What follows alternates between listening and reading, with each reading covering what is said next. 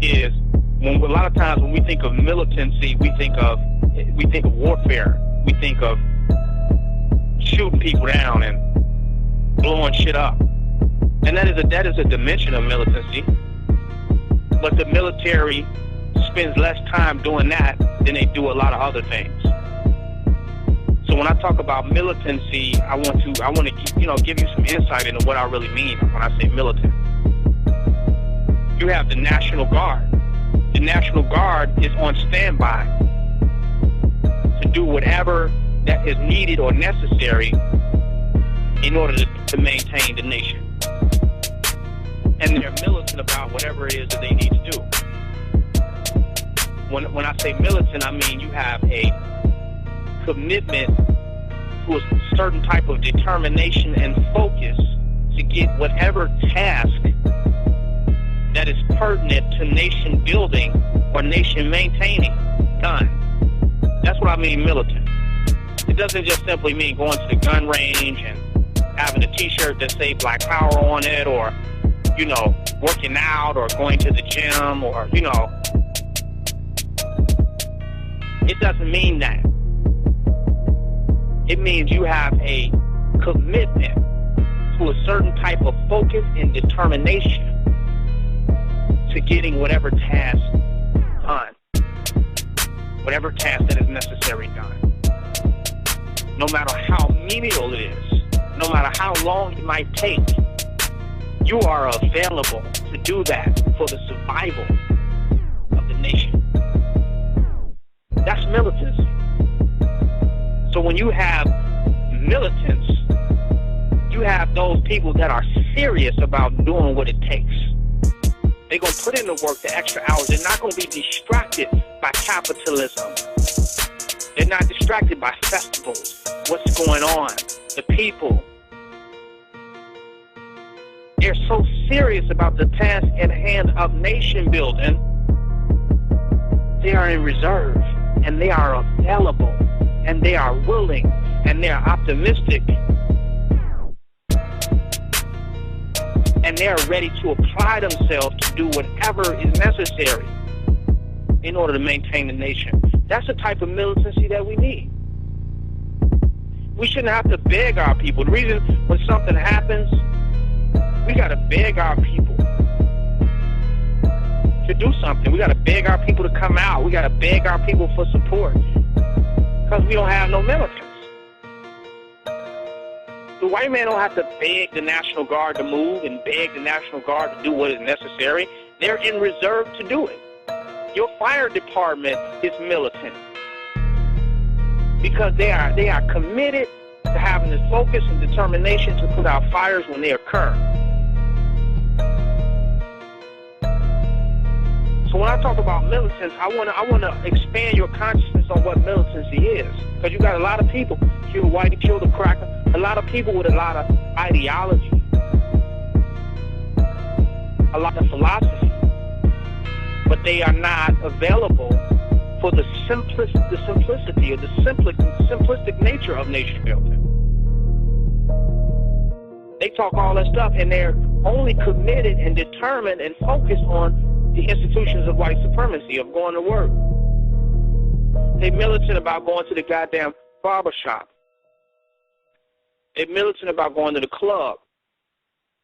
They militant about going to the restaurants, and they just talk this type of radical talk and speech, but their hands are not ready.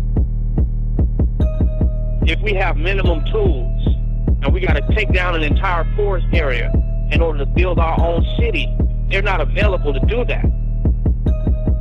But the militants and the military would be available for whatever it takes in order for the survival of the nation. How many people do we have that is available to do whatever it takes to the point of even giving their life to maintain nation building? How many people do we got like that? So short of going out having to kill some crackers, short of going out of having to blow some shit up, we don't have a team of people that can even go and clean up a neighborhood. We might have, it may be any type of task, we might want to go and see that we need to go and help the elderly people in the neighborhood, in the community. We need a National Guard to call for that. Nobody's available. Everybody got to iron their work clothes for tomorrow. Everybody got to go to school or go to this white man's institution. We don't have a standing guard. We don't have a black supremacy National Guard or militant guard where we can move and mobilize on whatever is necessary in the interest of nation building. And that needs to be established. So militancy is beyond killing some crackers. It's a dedicated and committed approach to maintaining the infrastructure, the foundation, the base, and the organization of nation building. And that is the call to militancy for black people.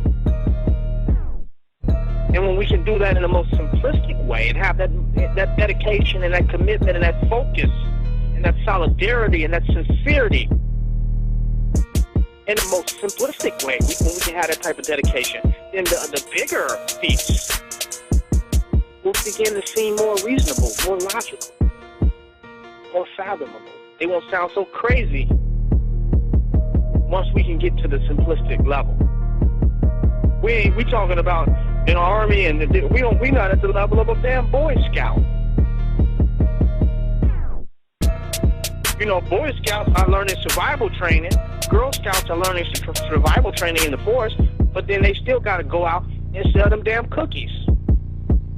What's selling cookies got to do with living in the damn forest? Learning how to survive in the forest.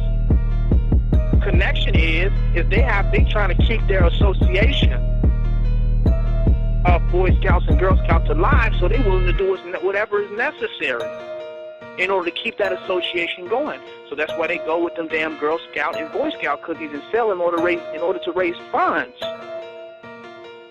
for the Girl Scouts and Boy Scouts. We talk about black nationalism and black militancy and building an army, and the Jehovah's Witness has a bigger army than the so-called black militant, black power, black conscious community. They have an army to go and knock on people's doors that's been running for a long time. They can mobilize with numbers. We need to go beyond organized mobilization into having reserve force.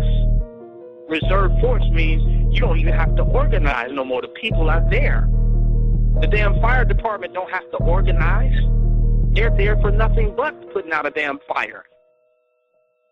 Where are we at, where we're reserved for nothing but putting out the fire of white supremacy? Where we're at, I got to call this person up and send out this text and create this event, and we're going to get together, what you're doing Tuesday, and I got to make up schedules, and by that time we do all that, the white man then wiped us our asses out. And that's why black supremacy is a culture and a way of life. It's not just an organization, because organization is too late. By the time you get through organizing, it's already too late.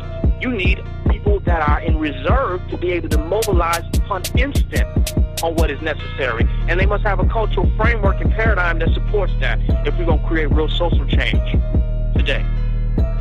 So when I talk about militancy, I'm speaking towards that. That we have a strong enough squad to effectively approach whatever situation or circumstance that is affecting our people. That we have a team of people that can mobilize on that, that can alleviate certain situations in the most menial way until we can come up with greater ideas and strategies. That's militancy. So don't just think when you think militant, think of, oh, the military and we going to war, we ready to fight. Militaries are available for way more than that. When in Liberia, people was dying of the Ebola, U.S. troops was sent to Libya. I'm sorry, not Libya, Liberia. They was going over there because they needed the manpower. Where is the available manpower, the available woman power to move on things that would secure nation building? Where is it at? You can't be under the white man 9 to 5 and be distracted by all these other manner of issues and circumstances where you don't have the determination, the dedication, and the commitment in order to engage in the type of change that you want to create. That's militancy. So the black supremacists are black militants. We are on standby ready to militarize.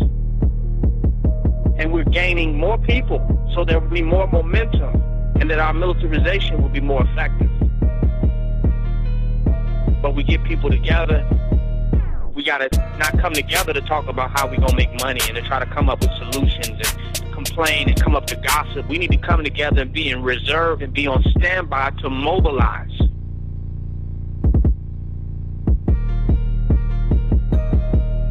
This is a fact. One day we might have to go and get some of these political prisoners. Yeah, I'm saying it on Blog Talk Radio. We may have to go and get some of our political prisoners right up out the white man's jail. We might have to do that. Who knows what we might have to mobilize on? Where's the reserve forces at? And I say,